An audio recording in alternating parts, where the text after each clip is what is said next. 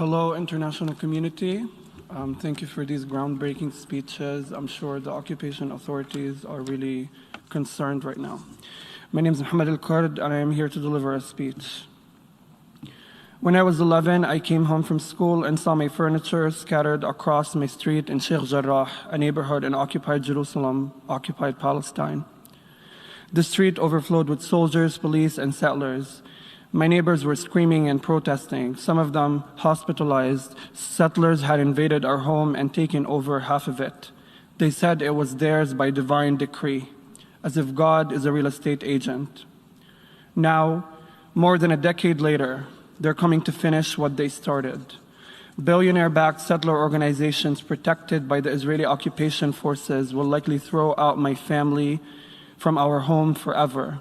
Not only my family, but hundreds, if not thousands of Palestinians in my neighborhood, in other communities like Silwan and Al-Aisawiyya and Masafir Yatta in the South Hebron Hills and elsewhere. This fate of dispossession looms over much of my neighborhood. Our lives are consumed by the anxiety of living on the brink of homelessness.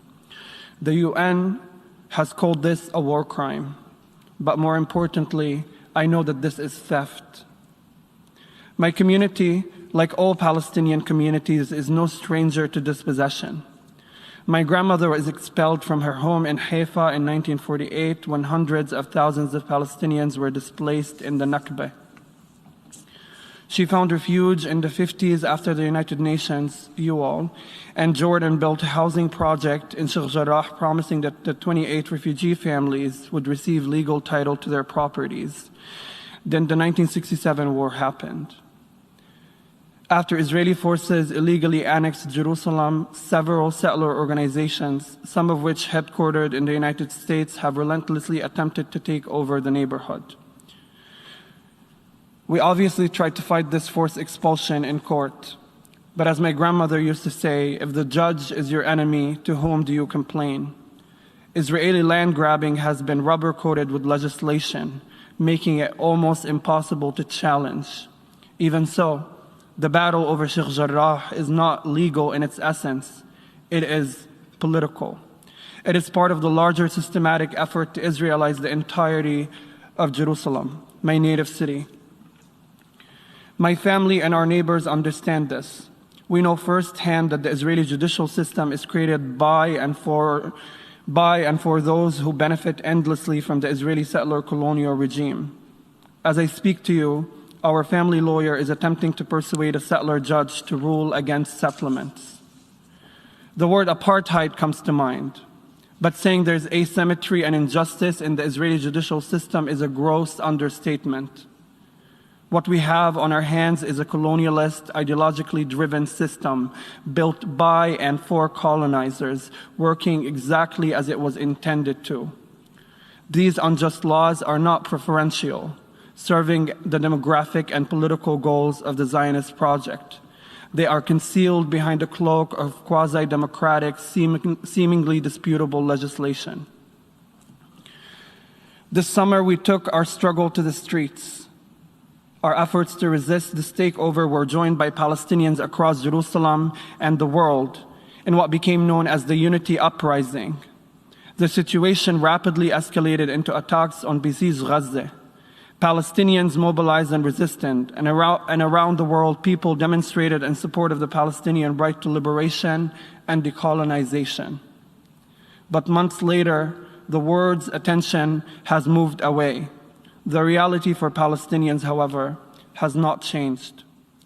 Our neighborhood was put under a blockade for 3 months, maintained by Israeli forces with continuing restrictions intended to suffocate the lives of the hundreds of Palestinians who live there. And yet, meanwhile, armed Jewish settlers who have already occupied some of our homes roam freely on the streets, no questions asked. On any given night, a dozen gun-wielding fanatics patrol my street with arrogant impunity. They are protected, even supported, by the troops blockading our community. I have to take a minute to acknowledge the millions under siege in the Gaza Strip, the millions living in an open-air prison. I have to acknowledge the thousands of Palestinian prisoners subjugated in Israeli prisons. I have to acknowledge my neighbor, Murad Atiyeh, an elementary school teacher who was robbed from his family and put into prison, slapped with trumped up and fabricated charges only because he dared say no to ethnic cleansing. You know, I have to ask, what is it that I can say today that has not been said before? How many Palestinians have stood on this platform for decades and decried the same broken promises and unfulfilled UN resolutions? How many of us have tried to articulate the atrocities that everyone in this body knows very well and still ignores? At a certain point in every Palestinian's life, we realize that the Nakba is far from over. It continues every time the Israeli occupation revokes Jerusalem residencies. It blares in street signs stripped of Arabic. It punctures us in constant campaigns of dehumanization. If you're not thrown out of your home, it's demolished. If you're not imprisoned, you're shot in the street. If you're not shot in the street, there's a drone in your sky in the Gaza Strip. If it's not a bomb, it's exile. I am tired of reporting on the same brutality every day, of thinking of new ways to describe the obvious. The situation in my neighborhood, Sheikh Jarrah, is not hard to understand. It is a perfect microcosm of settler colonialism. The reality that Palestinians across 70 years of Zionist rule have experienced. This vocabulary is not theoretical.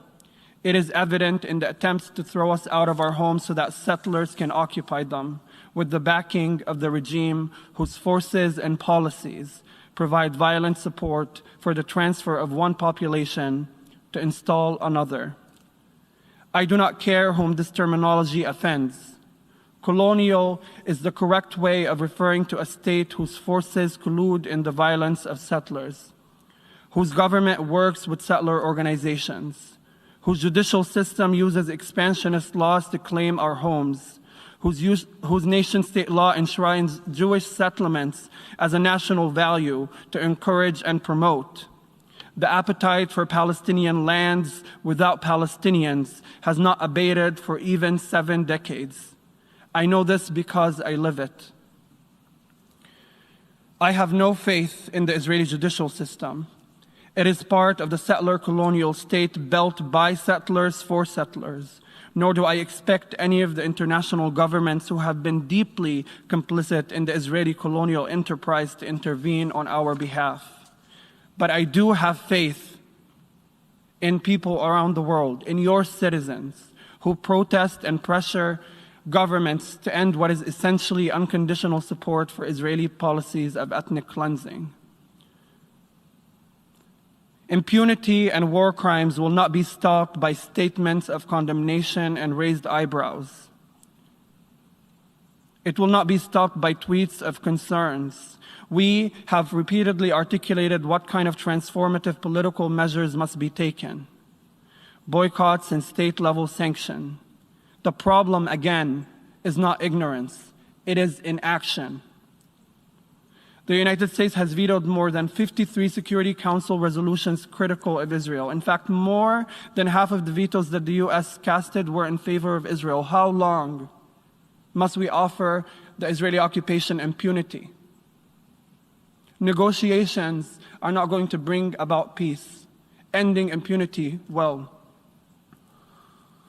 You know, when we reflect on history's most horrible, most inhumane atrocities today, we think of them with so much moral clarity. So much moral clarity that we tend to forget that when these atrocities were happening, they were perfectly legal. Not only perfectly legal, but at the time that they were happening, they were all once controversial, contested, too complex. People talked with neutral language like we do today. We all think that had it been us there back then, at that point of time, we would have been at the right side of history. And we have that opportunity today to be on the right side of history. I am asking all of you to be brave.